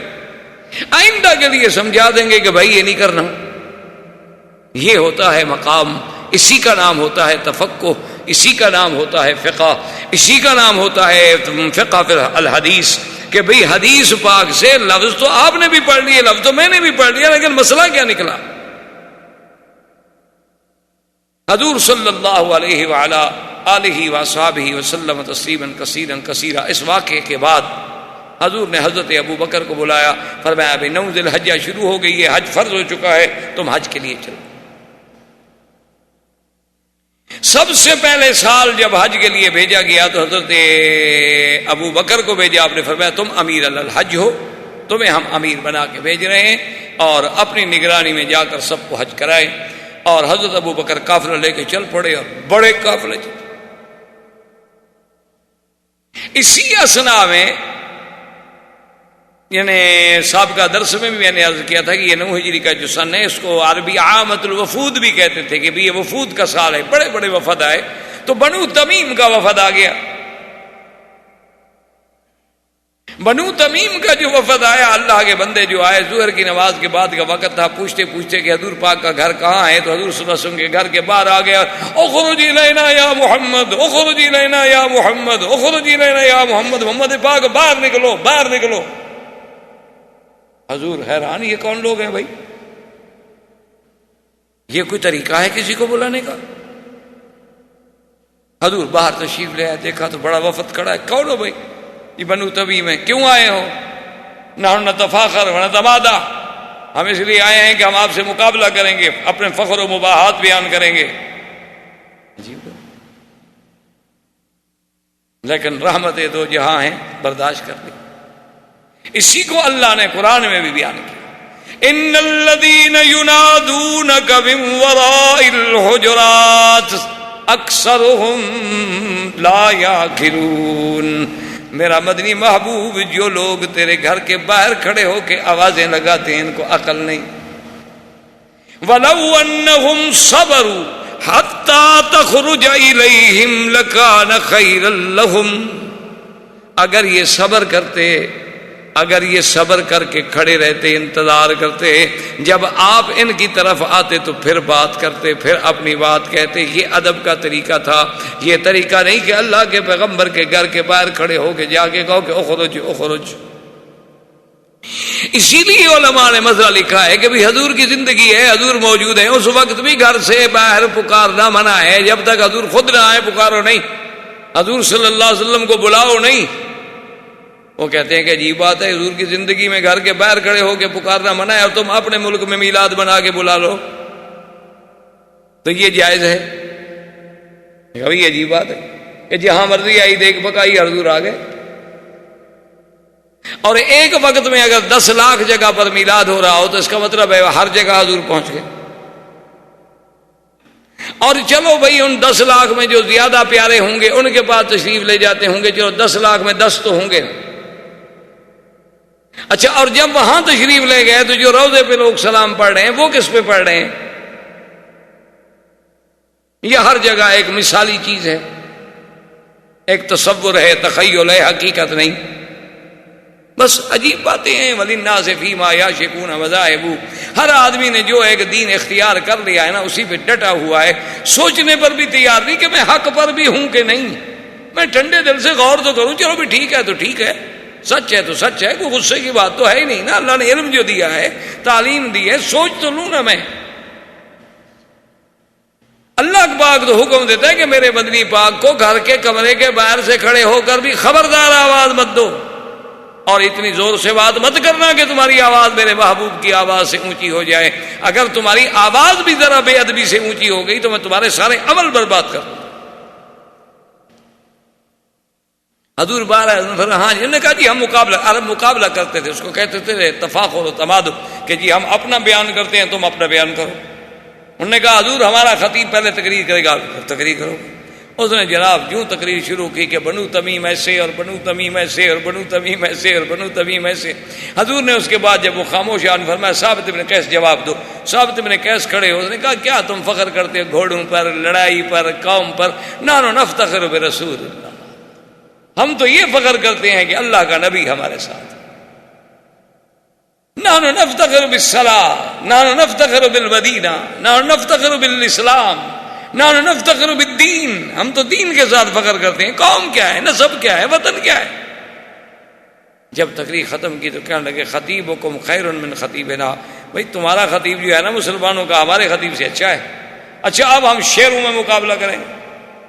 اپنے شاعر کو کھڑا کر دیا، اس نے شعر پڑھے. حضور نے کہا حسان تم جواب دو.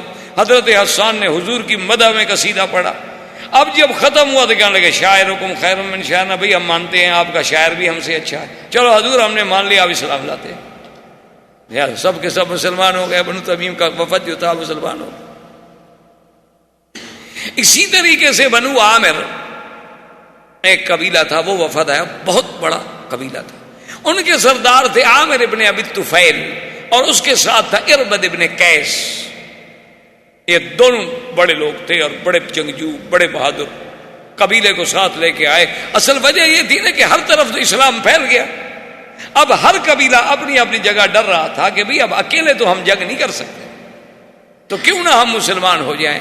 تو یہ جب آیا تو راستے میں دونوں مشورہ کرنے لگے. ابھی تو عامر نے کہا اربد بات سنو، میں تو قوم کی مجبوری سے جا رہا ہوں مدینے، مسلمان ہونا نہیں چاہتا میں. انہوں نے کہا یار سچی بات پوچھو تو مسلمان ہونا تو میں بھی نہیں چاہتا، میں بھی قوم کی مجبوری کی وجہ سے جا رہا ہوں. تو اس نے کہا کیا کر؟ عامر بن طفیل نے کہا دیکھو بات سنو، ہم ہیں وفد، وفد کی تلاشی بھی نہیں لی جاتی اور وفد کو غیر مسلح بھی نہیں کیا جاتا، ہتھیار بھی نہیں چھینے جاتے. میں اللہ کے نبی کو باتوں میں لگا دوں گا اور تم تلوار سے حملہ کر دینا. انہوں نے کہا ہاں یہ بات ٹھیک. انہوں نے کہا پھر ٹھیک. یہ جناب تیاری کر کے وفد آ گیا، حضور کے پاس بیٹھ گئے. تو عامر ابن ابی طفیل نے کہا خالنی یا رسول اللہ، محمد مصطفیٰ علیحدہ مجھے ٹائم دیں. ہم نے فرمایا لا نہیں دیتا علیحدہ ٹائم. اس نے دوبارہ کہا، اس نے 6 بار کہا، اس نے 4 بار کہا، اس نے 5 بار کہا. اب عامر حضور متوجہ ہیں، حضور نے فرمایا علیحدہ میں ٹائم نہیں، جو بات کرنی ہے کرو. اب جب حضور ادھر دیکھ رہے ہیں تو وہ اربد کو دیکھ رہا ہے کہ اربد کو کیا ہو گیا، اشارے کر رہا ہے تم کیوں چپ ہو؟ بھائی میں تو باتوں میں مشغول کر چکا ہوں نا حضور کو. اربد چپ، ہاتھ ہی نہیں ہلتا. خیر بہرحال جب واپس چلے اسلام نہ لیا، واپس چلے گئے تو راستے میں اس نے عامر ابن ابی طفیل نے پوچھا. اس نے کہا اربد تمہاری ہماری بات تو طے تھی کہ بھئی میں حضور کو باتوں میں مشغول کروں گا اور تم تلوار سے حملہ کر دو گے. اس نے کہا بدبخت، میں نے جب بھی تلوار پہ ہاتھ رکھا نا تم حضور کے سامنے آ جاتے تھے، تم ان سے پہلے تم آ جاتے تھے، میں کیا تمہیں مار دیتا؟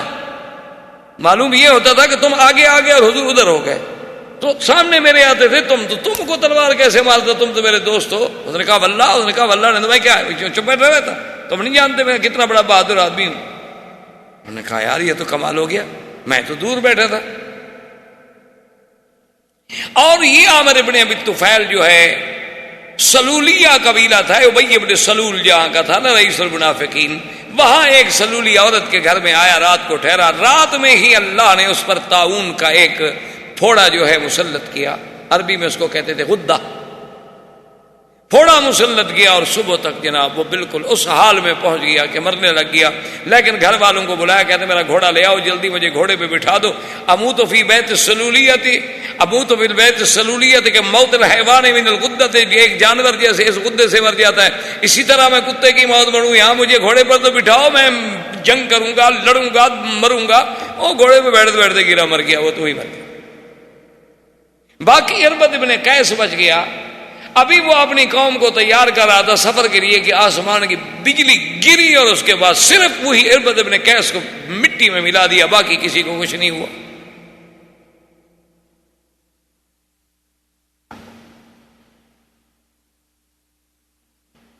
اللہ تبارک و تعالی نے اس کو بھی قرآن میں بیان کیا، وَيُسَبِّحُ الرَّعْدُ بِحَمْدِهِ وَالْمَلَائِكَةُ مِنْ خِيفَتِهِ۔ اللہ نے وہ واقعہ بھی بیان کیا کہ ہم جب جاتے ہیں تو ہم ان کو سوائے کے ساتھ یجادلون، اللہ میں جو جھگڑے کرتے ہیں ان کو بجلی بھیج کر بھی ہم مار دیتے ہیں۔ اچھا جب یہ دونوں مرے نا تو پوری قوم ڈر گئی، انہوں نے کہا یار واپس چلو مدینے، ہم تو مسلمان ہوتے ہیں، دیکھو بدبختوں کا کیا حال ہوا۔ تو وہ وفد بھی بنی عامر کا واپس آیا اور آ کے سارے کا سارا مسلمان ہو گیا، حضور صلی اللہ علیہ وسلم پر وہ اسلام لے آئے۔ اب ان کے جانے کے بعد جو ہے وفد آیا بنو تمیم کا، بنی قیس کا۔ اچھا بنو قیس میں ایک آدمی تھے، ان کے سردار تھے، ان کا نام تھا احنف ابن قیس۔ کہا اچھا بنو قیس جو آئے نا جی تو باغ کے آ گئے، دو دو آدمی، چار چار آدمی مدینے میں آ رہے ہیں، بھائی نا یا رسول اللہ، بھائی نا یا رسول اللہ، ہماری بیعت کریں، ہمیں مسلمان کریں، آ گئے بھاگتے آ رہے ہیں۔ احنف جو تھے وہ چلے گئے، جا کر سامان اتارا، غسل کیا، کپڑے پہنے، خوشبو لگائی، تیار ہو کے حضور کی دربار میں آئے۔ حضور نے فرمایا احنف میں بڑا خوش ہوں، تمہیں اللہ نے جو دو صفتیں دی ہیں نا، الحلم والانات، کہ ایک تو تمہارے اندر حلم ہے اور ایک حوصلہ ہے، ہر کام کو آرام سے کرنا۔ یہ ٹھیک ہے تمہاری قوم تو بڑی جلد باز ہے، لیکن تم نے ایسا کیا۔ اور یہ اتنا بڑا حوصلے والا شخص تھا کہ اس کی نوکرانی ایک دفعہ گرم پانی اٹھا کے جا رہی تھی تو اس کا چھوٹا بچہ 2 ماہ کا سو رہا تھا، تو اس کے ہاتھ سے وہ برتن گرا تو اس کا بچہ جل کے مر گیا، لیکن اس نے ایک لفظ بھی نوکرانی سے نہیں کہا کہ تم نے ایسا کیوں کیا۔ اتنا بڑا حوصلے والا آدمی تھا۔ تو بنو قیس کا وفد جو ہے یہ بھی مسلمان۔ ان کے جانے کے بعد بنو مسیلمہ، بنی حنفیہ، ان کا وفد جو ہے وہ مسیلمہ بن الکذاب جو تھا اس کی سرکردگی میں آیا۔ یہ 1 لاکھ تو ان کی صرف فوج تھی۔ یہ یمامہ کے لوگ تھے، ریاض کے علاقے میں ایک جگہ ہے یمامہ، بنی حنفیہ اس جگہ کے لوگ تھے۔ یہ جب آیا تو جب مدینے کے قریب آ گئے تو مسلمان کہنے لگا میں تو نہیں جاتا، تم جاتے ہو تو جاؤ، میں تو نہیں جاتا، میں تو مسلمان نہیں ہوتا۔ خیر وہ چلے گئے، اسلام لے آئے۔ اچھا جب لوگ آتے تھے، وفد آتے تھے، اسلام لاتے تھے تو حضور ان کو کچھ نہ کچھ ہدیہ بھی دے دیتے تھے تاکہ بھی ان کا دل جو ہے متوجہ ہو، تالیف قلب ہو۔ حضور نے ہدایہ دیا، انہوں نے فرمایا حل معکم، کوئی اور بھی ہے؟ انہوں نے کہا جی ہاں مسلمہ ہمارے ساتھ ہے۔ وہ نے کہا کہ تم یہاں سامان چھوڑ جاؤ، میں سامان کی نگرانی کرتا ہوں۔ ذرا بات رکھ گئے کہ جی اتنا بڑے قافلے کا سامان تھا، اب سارا لے کر اٹھا کر تو ہمارے میں نہ آ جاتے نا مسجد میں، تو وہ سامان کیا آپ نے بولا اچھا اچھی بات ہے، پھر بھی تمہارا کچھ نہ کچھ تو کام کر رہا ہے، یہ ہدیہ اس کو بھی دے دینا۔ جب اس کو ہدیہ مل گیا تو کہنے لگے اچھا اللہ کے نبی نے مجھے ہدیہ بھیجیا، چلو میں بھی جاتا ہوں یار مسلمان ہونے کے لیے، پھر چلو، پھر آ گیا مدینہ۔ کہنے لگا کہ آپ محمد صلی اللہ علیہ وسلم اگر ایک بات آپ میری مان لینا تو میں مسلمان ہوتا ہوں، اور میری 1 لاکھ کا جو لڑاکا جوان ہے وہ سب آپ کے قدموں پہ قربان ہوگا۔ انہوں نے کیا بات؟ انہوں نے کہا ایسا کریں کہ آپ مجھے یہ لکھ دیں کہ آپ کے بعد جو خلافت ہے نا خلیفہ میں بنوں گا۔ حضور کے ہاتھ میں ایک چھوٹی سی چھڑی تھی، ارجون، عربی میں کہتے ہیں ارجون، چھوٹی سی شاخ کھجور کی۔ ہم نے فرمایا تم اگر یہ بھی کہو نا یہ بھی میں تمہیں نہیں دوں گا، تم خلافت کی بات کرتے ہو، جاؤ بھاگ جاؤ۔ اچھا اسلام ہے خلافت لے کر مسلمان ہونا چاہتے ہو؟ اسلام اللہ کے لیے ہوتا ہے، لالچ کے لیے تھوڑا ہوتا ہے کہ جی کل مجھے اگر آپ عہدہ دے دیں تو ہم ٹھیک ہے قبول کرتے ہیں، مجھے نہیں ہے تمہارے اسلام کو۔ خیر یہ چلا گیا۔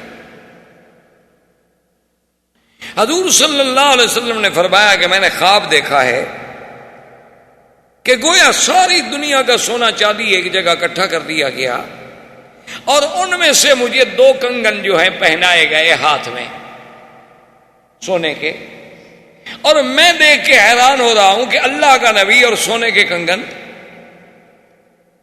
فنفختہما، میں نے ان کو پھونک ماری، فطارا، وہ دونوں میرے ہاتھ سے نکل کے اڑ گئے۔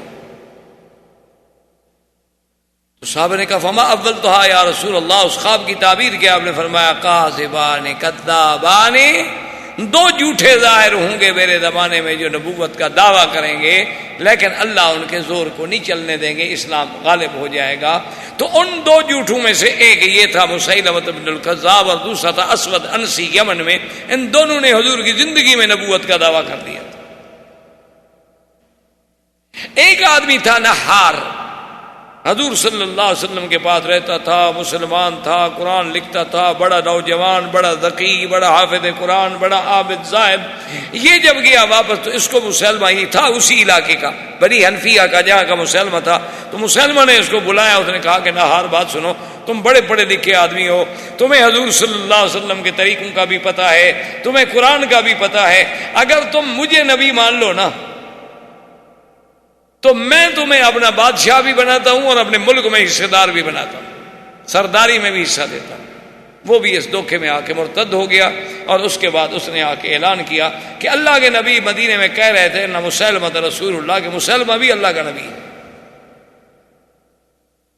اب وہ لوگ جو مسلمان ہو چکے تھے وہ بھی دوڑے اور پھر مسلمہ کی بیعت ہو گئے، مرتد ہو گئے سارے کے سارے۔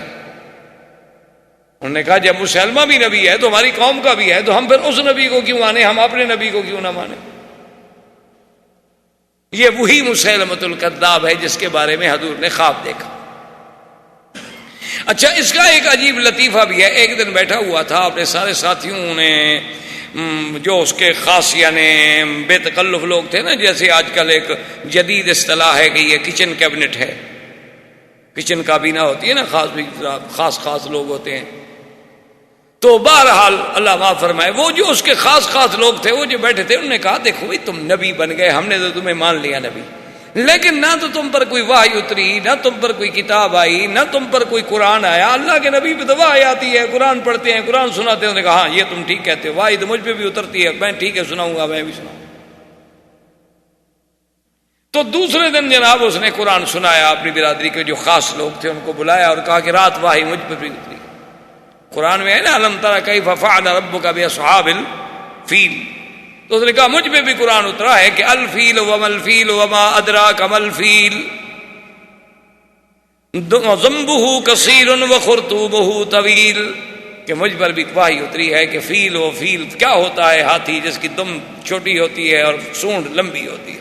انہوں نے کہا یہ قرآن کسی اور کو نہ سنانا، جوتے مار مار کے گنجا کر دیں گے۔ یہ کیسا قرآن ہے الفیل وما الفیل وما ادراک ما الفیل ذنبہ کثیر وخرطومہ طویل؟ یہ قرآن ہے بدبخت، یہ تو ہم تیرے خاص ساتھی ہیں، ہمیں بھی معلوم ہو رہا ہے کہ تو بکواس کر رہا ہے، تو کوئی اور سنے گا تو کیا کرے گا؟ آئندہ نہ سنانا یہ وحی، بس اپنی حد تک رکھنا۔ ایسے لوگوں کا وحی بھی تو ایسا ہوتا ہے نا۔ مرزا قادیانی سے بھی پوچھا گیا کہ جناب آپ جو نبی ہیں تو آپ کا وحی، انہوں نے کہا ہاں بالکل میرے اوپر بھی فرشتہ اترتا ہے۔ انہوں نے کہا جی اس کا نام اس کا ٹیچی، کیونکہ نبی انگریزی تھا نا، تو فرشتہ کون سا اترنا تھا، نوری فرشتہ بھی تو انگریزی اترنا تھا، تو ان پر جو فرشتہ اترا کرتا تھا وہ ٹیچی تھا۔ اچھا، اس فرشتے نے خبر کیا دی؟ اس نے خبر یہ دی کہ محمدی بیگم جو ہے تیری بیوی بنے گی۔ جیسے بی بی زینب کے بارے میں تھا نا، اللہ نے حکم دیا تھا کہ تیری بیوی ہے، تو اس نے بھی تو کوئی وحی بنانی تھی نا اپنی۔ اچھا، خدا کی شان دیکھو کہ محمدی بیگم اس کی رشتہ دار تھی، اس کے رشتہ دار تھے قریبی۔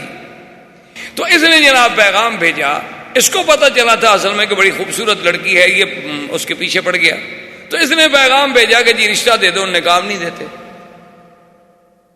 اس نے بڑا زور لگایا، بھی پیسے لے لو، دولت لے لو، رقبہ لے لو، انگریزوں سے جگیریں دلا دیتا ہوں، لیکن اس لڑکی کا رشتہ مجھے دو۔ وہ بھی کوئی پکے مسلمان تھے، انہوں نے کہا جو مرضی آئے کر، تمہیں نہیں دیں گے، تمہارے جیسے جھوٹے مرتد کو کون لڑکی دے دے، تم تو کافر ہو، کافر کو ہم لڑکی دے دیں مسلمان۔ تو اس نے پھر یہ وحی بنائی کہ مجھ پر وحی نازل ہوئی ہے، اللہ فیصلہ کر چکا ہے عرش پر کہ محمدی بیگم جو ہے وہ میرے نکاح میں آئے گی، اگر تم لوگوں نے میرے نکاح میں نہ دی تو 3 مہینے کے اندر اندر محمدی بیگم مر جائے گی۔ محمدی بیگم کو پتہ چلا، لوگوں نے ڈرایا، عورتوں نے ڈرایا، عورتیں تو بڑی ضعیف ہوتی ہیں نا، کمزور عقیدے کی، انہوں نے کہا بی بی مرنے سے تو بہتر ہے نا شادی کر لو، کیا ہے جائیداد بھی ملتی ہے، سب کچھ ملتا ہے۔ اس نے کہا مرزے کو جا کے کہہ دو کہ اگر تو تم پہلے مر گئے تو تم جھوٹے ہو، اور میں پہلے مر گئی تو پھر میرا مذہب جھوٹا ہے، لیکن تم پہلے مرو گے، میں نہیں مرتی تم سے پہلے، 3 مہینے تو 3 مہینے رہ گئے، میں مرتی ہی نہیں تم سے پہلے۔ اچھا خدا کی شان ہے، مرزا مر گیا، محمدی بیگم رہ گئی۔ اللہ نے جھوٹے کو تو جھوٹا کرنا تھا بھائی، ٹیچی کیا فرشتہ تھا۔ تو بہرحال یہ مسیلمہ ابن الکذاب نے بھی دعوی نبوت حضور کی زندگی میں کیا تھا، اور اس کا مقابلہ کس نے کیا تھا؟ سیدنا ابو بکر رضی اللہ تعالی عنہ نے مسیلمہ سے جنگ لڑی اور مرتدین کو کیفر کردار پر پہنچایا۔ اب یہ سارے واقعے کے بعد حضور صلی اللہ علیہ وسلم کے فرمان پر حضرت ابو بکر قافلے لے کے حج کے لیے چل پڑے۔ ابھی وہ روانہ ہوئے اور پیچھے وحی آ گئی۔ سورت توبہ کبھی اللہ آپ کو پڑھنے کی توفیق دیتی، یہ وہی وقت ہے جب سورت توبہ اتری۔ اسی لیے حتیٰ کے بعد مفسرین کہتے ہیں کہ یہ سورت اتنی جلدی میں اتاری گئی کہ بسم اللہ بھی نہیں لکھی گئی، اور بعض علماء فرماتے ہیں کہ بسم اللہ اس لیے نہیں لکھی گئی کہ مشرکین کی ذلت تھی، ان کی فضیحت تھی، تو اس میں کون سی آگے رحمت کے فیصلے تھے کہ پہلے بسم اللہ الرحمن الرحیم کا اضافہ کیا جائے، آگے تو سارا ان کے ساتھ عذاب تھا۔ احباب کرام، اس کے بعد اب آپ اس مبارک سلسلے کی CD نمبر 29 سماعت فرمائیں۔